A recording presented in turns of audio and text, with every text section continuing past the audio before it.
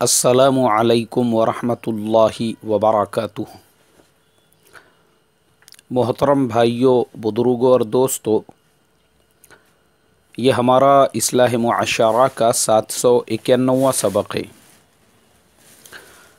मोहतरम दोस्तों, कल के सबक में मैंने बताया था कि बच्चों की मॉडर्न और फैशनेबल तरबियत होने की वजह से उनके अंदर कैसे बगावत पैदा हो रही है, और मैंने मिसालें देकर बताया था कि एक दिन की दुल्हन वो अपने यार के साथ में वलीमे के दिन ही भाग के चली गई, और मैंने दूसरे इसमें बताया था कि बाप को औलाद ने वृद्धा आश्रम ओल्ड हाउस के गेट पे बांधकर भाग गई। और फिर एक और मिसाल कल के सबक में ये थी कि हमारा जो तरबियत करने का तरीक़ा है कि बेटे को एक फ़िल्म का गाना पसंद और प्रोड्यूसर ने वो गाना नहीं दिखाया तो हमारे एक आपा जान ने उसके ऊपर उठा के केस ठोक दिए। तो ये जो सारे वाक़ियात, ये सारी बातें जो थी मेरे मोहतरम दोस्तों, उसके बताने का मकसद यही था कि असल में हम अपनी औलाद को क्या दे रहे हैं और हमने क्या देना चाहिए। आज इंशाल्लाह मैं कोशिश करूँगा आप लोगों को ये समझाने की कि औलाद को कॉन्फिडेंस में कैसे लिया जाए, औलाद के साथ प्यार मोहब्बत का मुआमला कैसे किया जाए, और तालीम और तरबियत का तरीक़ा क्या हो। हमारे ज़माने में उमूमन बहुत सारे घरानों में, बहुत सारे मदरसों में, बहुत सारे स्कूल्स में आज भी तरबियत करने का जो तरीक़ा है वो वही पुराना कि सख्ती की जाए, बच्चों को सज़ा दी जाए, मुर्गा बनाया जाए और इसी तरीक़े से तशद्दुद उनके ऊपर किया जाए। हालांकि ये ज़माना उस टाइप से, उस तरीक़े से तरबियत करने का नहीं है, इसलिए कि आज के जो बच्चे हैं आप उनकी मेंटालिटी को सामने रखकर उनकी तरबियत कीजिए। जैसे मिसाल के तौर पर तुर्की के अंदर और बहुत सारे अरब मुल्कों में, वहाँ पे मस्जिदों में बच्चों को नमाजी बनाना है, बच्चों को अट्रैक्ट करना है मस्जिदों की तरफ, तो क्या किया जाए।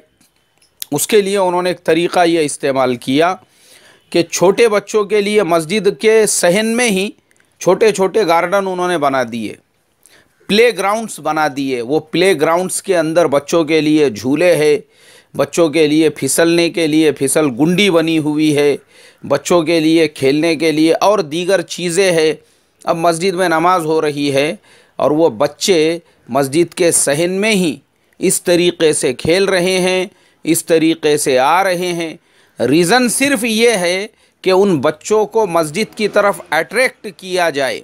आज वो बच्चे मस्जिद के सहन में खेलने के लिए आ रहे हैं, कल वही बच्चे मस्जिद में नमाज़ पढ़ने वाले बनेंगे और उन बच्चों का मस्जिद से एक उनकी मुनासिबत पैदा होंगी।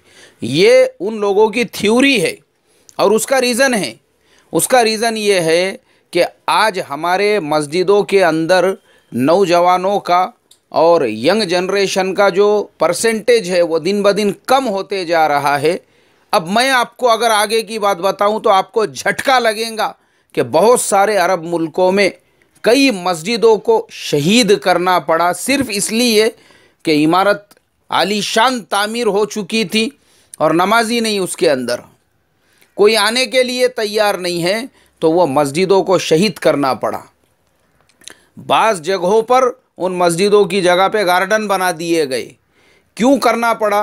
क्योंकि हमारे कौम की गफलत की वजह से। तो फिर उन्होंने एक नया फार्मूला निकाला, मेंटालिटी जो है उसको चेंज किया जाए, बच्चों को कैसे अट्रैक्ट किया जाए मस्जिदों की तरफ।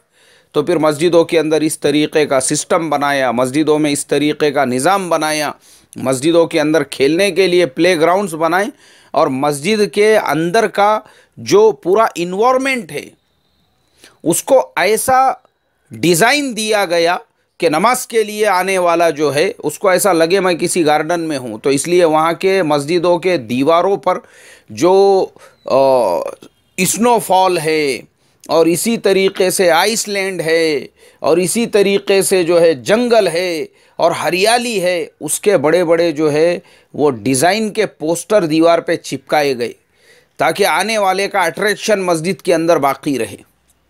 उसके कंपैरिजन में हमारे मुल्क हिंदुस्तान का हाल ये है, हमारा जो तरबियत का तरीक़ा है, छोटे बच्चे मस्जिद में आ गए तो बहुत सारे बड़े उम्र के जो रिटायर्ड ओल्ड मेन्स होते हैं वो हरकत में आ जाते हैं।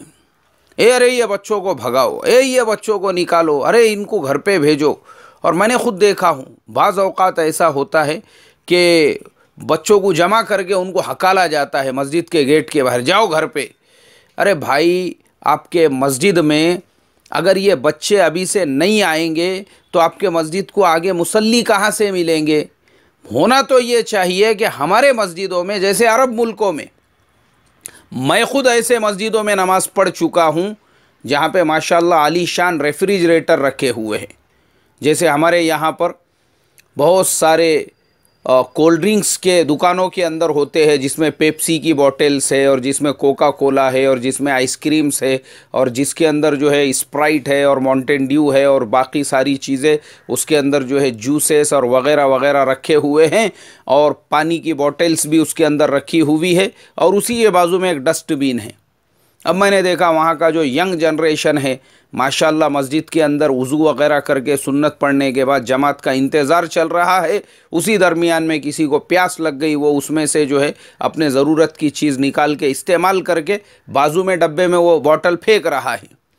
और फिर उसी के साथ साथ खजूर आला क्वालिटीज़ की, एक नंबर क्वालिटीज़, यानी जो जो वेराइटीज़ खजूर की हो सकती है उसके बॉक्स रखे हुए हैं, 1 नंबर 2 नंबर, और जो जो नाम होते हैं खजूर्स के, वो सारे नाम के खजूर के ऐसे बॉक्स 10-10 नमूने की खजूर रखी हुई है, ताकि ये जो यंग जनरेशन है, ये जो नौजवान है, अट्रैक्ट हो मस्जिद की तरफ।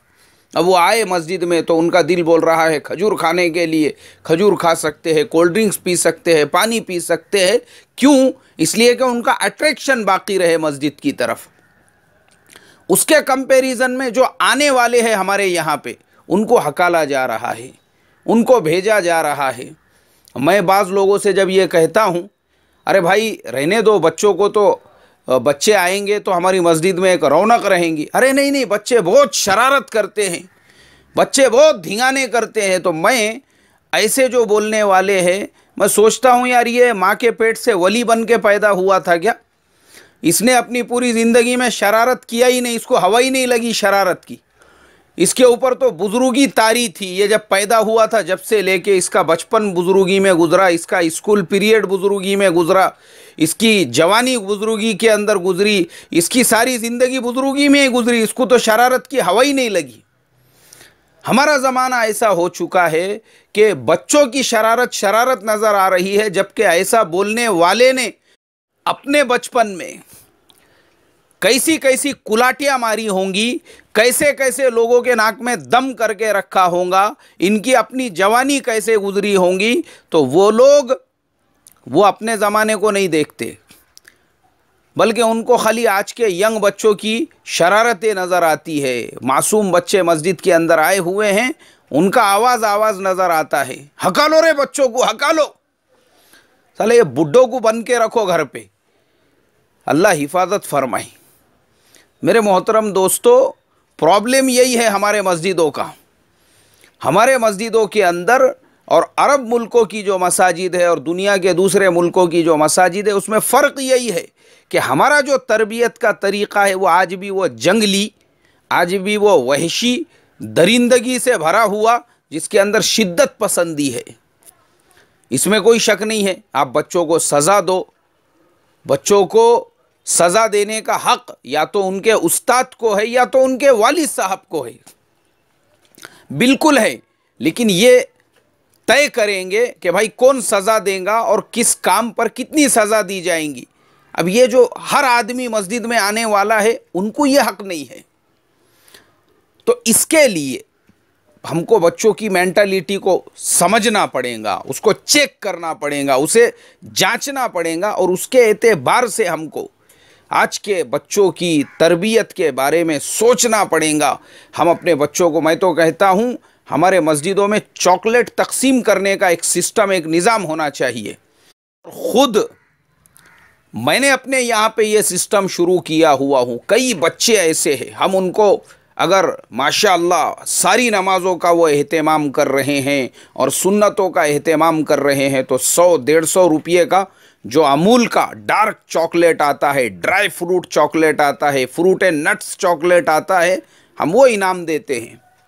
और उमूमी तौर पर बहुत सारे बच्चे नमाज के लिए आ रहे हैं या रोज़ाना सबक पाबंदी से सुना रहे हैं, उन बच्चों के लिए हमने एक जार मंगाया हुआ है चॉकलेट्स का, वो भी 1 नंबर और ब्रांडेड कंपनी का।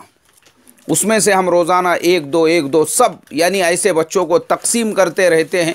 तो मैंने उसका फ़ायदा ये देखा, पहले मैं ऐलान करता था तो ईशा की नमाज में मुझे 2 बच्चे 3 बच्चे नज़र आते थे। जब से हमने ये चॉकलेट तकसीम करना शुरू किए, आज 30 बच्चे 25 बच्चे ईशा की नमाज में हमारे यहाँ पे मौजूद है। तो ये परसेंटेज में जो ग्रोथ हुआ, ये बच्चों के अंदर शौक़ पैदा करने की वजह से। तो हमारे हर मस्जिद में, हमारे हर घर में बच्चों को नमाज के ऊपर, इसलिए कि ये जो हमारा ज़माना है ये हौसला अफजाई, हिम्मत अफजाई का ज़माना है। बच्चों को इस तरीक़े से दीनदार बनाओ, बच्चों के अंदर इस तरीक़े से स्पिरिट पैदा करो, तो आपका बच्चा आपकी आंखों का तारा बनेगा। वरना हम अगर ये चाहते हैं कि नहीं, बच्चों को सिर्फ मॉडर्न बनाना है, उनको मस्जिदों की तरफ नहीं मोड़ना है, उनको दीनदार नहीं बनाना है, हमारा क्या नुकसान है उसके अंदर? नहीं, हमारा नुकसान होने वाला है उसमें। जो मुअल्लिमीन है या जो तालीम और तरबियत की फ़िक्र कर रहे हैं, उसमें नुकसान किसका है? उसमें बनाओ उसको बेदीन, फिर वो वैसा ही करेगा, बाप को वृद्धाश्रम के गेट पे बन के छोड़ के भाग जाएगा। और दूसरा केस, वो केबीसी के अंदर एक साहब जो है बहुत बड़ा वृद्धाश्रम चलाते थे, वो आए, उनसे जब पूछा गया तो उन्होंने कहा हमारे पास ऐसे ऐसे नमूने आते हैं। 3-4 भाई मिलकर पजेरो गाड़ी, कम से कम मुझे लगता 15-20 लाख की तो आती होंगी, वो उसके अंदर अपने बाप को लेकर आई। और हमने कहा भाई हमारे यहाँ पे जगह नहीं है, आपको हम 2-4 दिन के बाद में फ़ोन करेंगे। वो अपने बाप को लेकर चले गए और ले जाने के बाद दूसरे दिन उनका ही फ़ोन आया, बोले भाई हमने वो वेटिंग लिस्ट में नाम लिखाए थे ना, हमारा नाम कट कर दो। हमने बोले भाई क्यों नाम कट करना है? नहीं, अब वो हमारे बाप को तुम्हारे यहाँ ला के छोड़ने की ज़रूरत नहीं है। बोले बुढ़े को हमने एक ट्रेन के अंदर बिठा दिए, अब जाने दो, बोले उसको किधर भी, खुद ट्रेन के अंदर लोग उसको संभाल लेंगे। अल्लाह हिफाजत फरमाए मेरे मोहतरम दोस्तों, औलाद ऐसी बनेंगी ऐसी, क्योंकि मैं जानता हूँ हमारे ज़माने में वो मॉडर्न जो थिंकिंग है, खुद बहुत सारे लोग अपने बच्चों की इस्लामी और दीनी तालीम और तरबियत नहीं कराना चाहते। उनको अपने बच्चे को मौलाना नहीं बनाने का है, वो नहीं चाहते उनका बच्चा टोपी पहने, वो नहीं चाहते उनका बच्चा चेहरे पे दाढ़ी रखे, वो खुद नहीं चाहते उनका बच्चा 5 वक्त का नमाजी बने। क्यों? मॉडर्न बनाने का है, बनाओ मॉडर्न। देखो फिर इस तरीके से वृद्धाश्रम के पास रस्सी से बन के आता वो। अल्लाह हिफाजत फरमाए, मॉडर्न बनाने का है। जैसे वो मैंने कल बताया मकतब के जलसे में, वो मकतब के इम्तिहान के लिए मैं गया तो सब किम जोंग उन बन के बैठे हुए हैं, सब टकला बाजू में और ऊपर बालों का गुच्छा। क्यों? माँ बाप को बच्चों को मॉडर्न बनाने का है। और मैं बताता हूँ आपको, ऐसा नहीं है कि सब मुसलमान इसी थिंकिंग और मेंटालिटी को लेकर चलते हैं। मेरे एक दोस्त, वो MBBS है, MD है, MS है, और उसके अलावा बहुत बड़े यूरोलॉजिस्ट है। बॉम्बे के माने हुए हॉस्पिटल्स और पूना के माने हुए हॉस्पिटल्स के अंदर यूरोलॉजी की सर्जरीज करते हैं। और मेरे अजीज़ दोस्त इसलिए है क्योंकि कई लोगों को मैंने मेरे रेफरेंस से भेजा, तो बेचारों ने विदाउट फीस के एक तो उनका चेकअप वगैरह किया, और उसके अलावा कुछ गरीबों की सर्जरीज भी गवर्नमेंट स्कीम्स के अंदर उन्होंने करके दी। तो इसलिए ज़रा मेरे ताल्लुक़ है, कभी वक्त चाय पानी भी उनके साथ होती है, मुलाकात भी। मेरे फर्जंद एक दिन मेरे साथ में, हमारा तय हुआ ईशा के बाद एक जगह पर मिलेंगे। मैं ईशा पढ़ा के आ रहा था, मेरे फर्जंद मेरे साथ में मुलाकात हुई। मैंने कहा ये मेरे फर्जंद है, आपके फर्जंद क्या करते हैं? बोले मौलाना अल्हम्दुलिल्लाह मेरा बेटा जो है हाफिज़ कुरान बन रहा है। कौन बोल रहा है ये बात मुझे? MBBS, MD, MS urologist, Mumbai Pune के माने हुए हॉस्पिटल्स के अंदर माशाल्लाह बहुत बड़े सर्जन, ये उनके अल्फाज है। ये मुझे तो एकदम हैरत हुई। उन्होंने कहा मौलाना ऐसा मत समझो कि मैं दुनियावी एतबार से इतना हायर एजुकेटेड हूँ तो मैं अपने बच्चे को हाफिज़ कुरान नहीं बना सकता। क्यों? मुझे जन्नत में जाने की तलब और तड़प नहीं है। मेरे मोहतरम दोस्तों, हमारी कौम के अंदर जिनमें तड़प है, लगन है, बच्चों को दीनदार बनाने का जज्बा है, तो ऐसे भी लोग हैं। और भामटे खाने को जवारी बाजरी नहीं, दाल चावल के वांदे और मॉडर्न बनने के पीछे पड़े हुए हैं। अल्लाह मेरी तुम्हारी हिफाजत फरमाई और हमको तुमको समझ अता फरमाई। अस्सलामु अलैकुम व रहमतुल्लाहि व बरकातुहू।